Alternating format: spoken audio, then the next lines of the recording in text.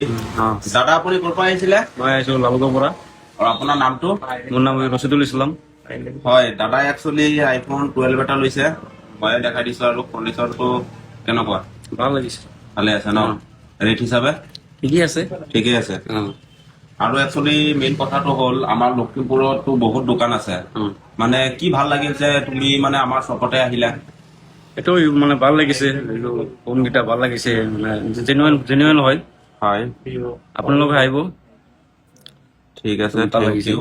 আৰু আপুনি আমাৰ পেজটো শ্বেয়াৰ ফ'ল' কৰি আহিছে, সেইটো কাৰণে বেক কভাৰ, টেম্পাৰ, কেবল এইকেইটা গিফ্ট আহি যাব।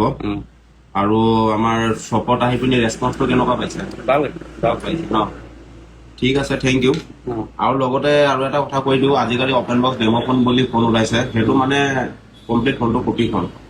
আৰু এনেকুৱা ধৰণৰ ফোন মানে ফোনৰ ভিডিঅ' দেখিছো, তোমাৰ ধৰা এনেকুৱা 13 ন, ধৰা এইটো 13, ইয়াৰ বক্সটো তোমাৰ ব্লু কালাৰ, বেলেগ কিবা কালাৰৰ বক্স, সেইকেইটা আকৌ 13, 12 চবৰ বক্স তেনেকুৱা ব্লু, ব্লেক, গ্ৰীণ, সেইবোৰ আকৌ কেনেকুৱা মোবাইল?